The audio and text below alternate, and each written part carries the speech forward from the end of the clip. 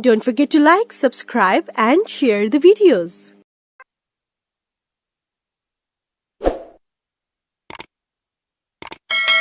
Rajasthan GIG Worker Law.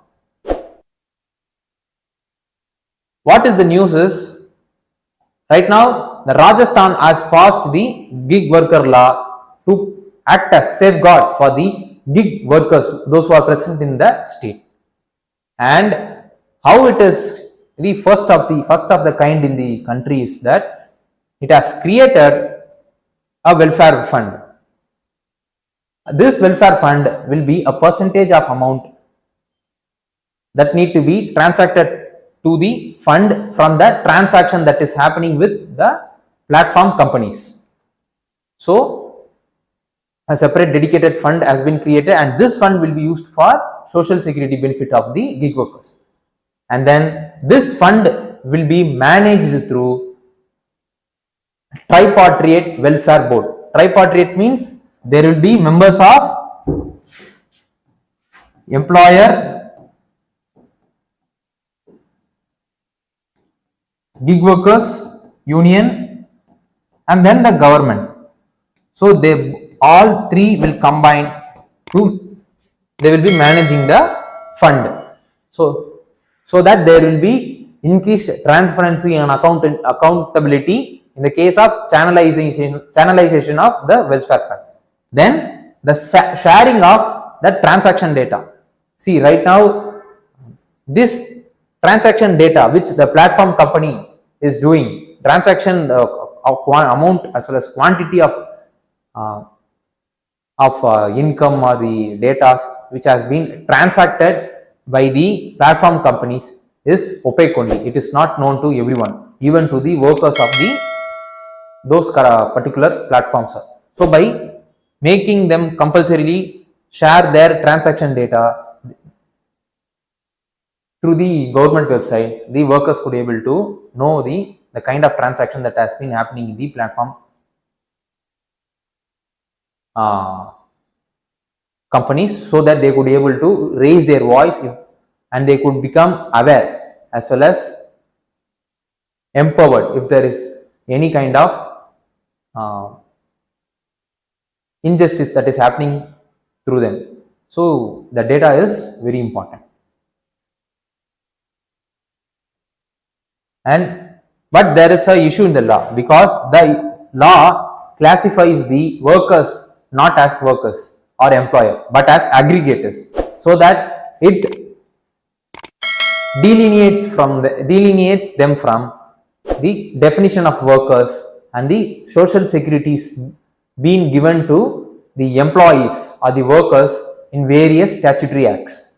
So this is what the positives as well as issues in the act, which is first of kind being passed by Rajasthan state government to regulate the gig workers under the act. Okay. How the news is related to the civil service examination is that it is related to UPSC GS3 economic development under a topic called effect of liberalization on the economy.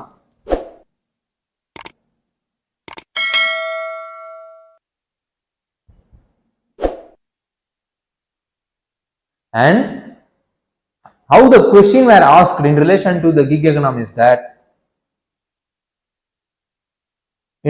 during the previous year mains examination, there was a question like, examine the role of gig economy in the process of empowerment of women in India, a 10-mark question. So this is how the question is being asked.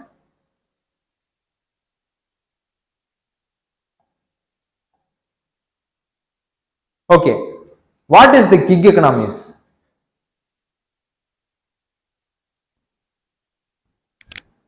Let's discuss about it. Let's discuss about what is gig economy as well as the gig workers. What does they mean?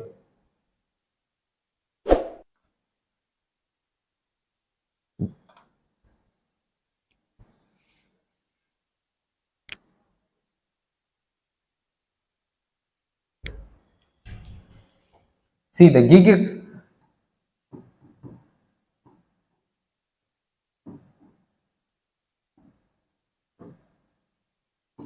It is the market economy where temporary positions will be common.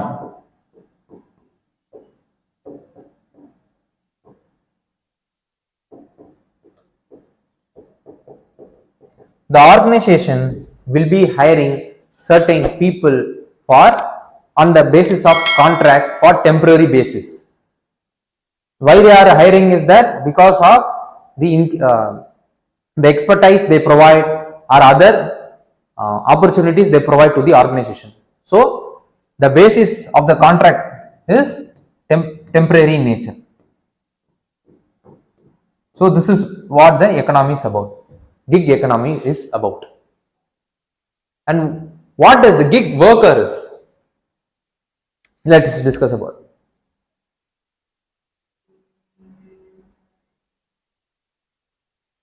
Gig worker is nothing but whenever an employer engage in an economic activity or a work and he earns income from the work,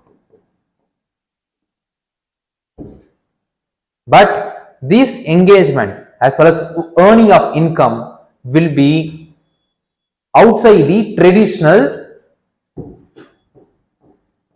employer-employee relationship.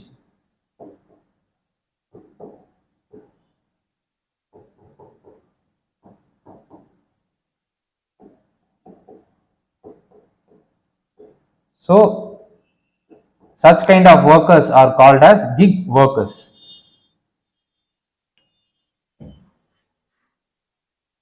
Okay, this is what the gig economy as well as gig worker is about. Let's discuss what are all the causes for rises of gig economy. Because of increased technological advancement, there has been an increased flexibility is taking place. That is, a person would able to access a work through the online means, and also he could able to do a work at any time, at any place, according to his convenience. And then the economic condition, because of 2008 economic crisis and the related impact made many countries youngsters or the employed persons to lose their job. As a result of which, if a person is losing a job, means on the one hand he will be searching for alternative job, on the other hand he will be doing a part-time job. So this kind of situation, when most of the employed people who got laid off because of the economic crisis made to search for the some part-time job during that period, led to the rise of gig kind of economy. And then the change of attitude among the youngsters or the new employees, new generation employees, who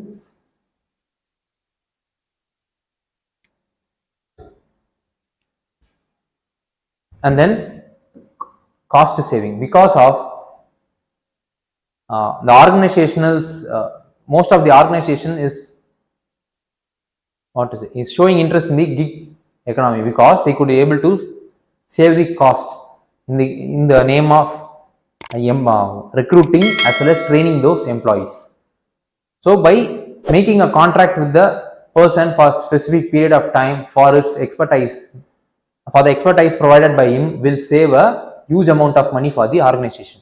And then there is a rising consumer demand as well as urbanization is also raising the gig economy as well as gig workers. And then startup culture, which is going around or increasing in the global world, also a cause for the rise of gig economy.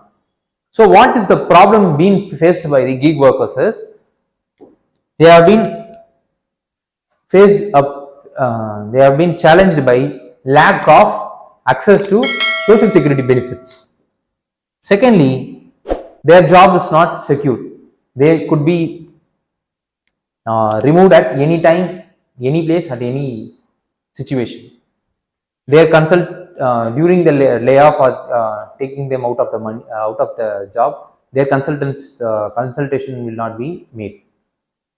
So right straight away the organization will lay off them if their if the particular individual's requirement is over means.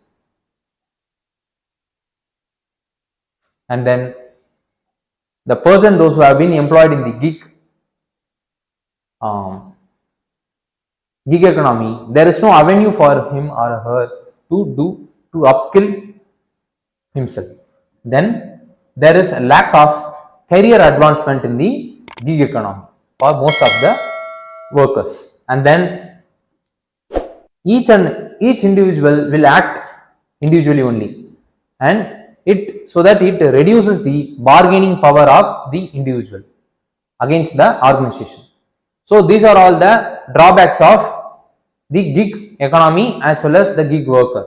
And what is the gig workers situation in India? According to Niti Aayog, in 2020-21, nearly 77 lakh workers were engaged in gig economy, and they have been what is the percentage of them is that nearly they constitute around 2.6% of non-agri workforce and nearly 1.5% of the total workforce, and they have been expected to grow around 2.35 crores in 2029 and 2030. And among the people who have been employed in the gig economy, the person who has mid skilling is higher than the percentage of persons who have been employed in the gig economy having mid skilling is higher in terms of percentage when compared to lower skilled person as well as high skilled person. And this situation will be turning around after 2030.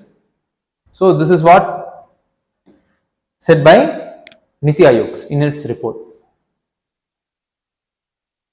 Okay, what needed to be done is that these individual gig workers needed to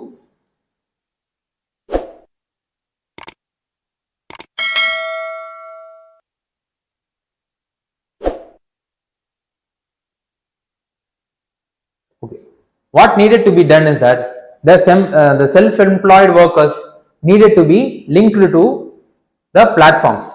There are more number of individual gig workers who are self-employed. They are employed by themselves, like in the case of street vendors and other persons, and they could not able to reach the huge market. So by linking them with any kind of platforms means, or the related platforms means, they could able to reach the more number of market. And secondly, by providing outcome based skilling to the person, those who have been employed in the gig economy, and then increasing the social security benefits to them, and a separate enumerate exercise needed to be taken, like in the case of periodic labor force survey, which surveys about the employability as well as which surveys about the indicator of employment as well as unemployment in India.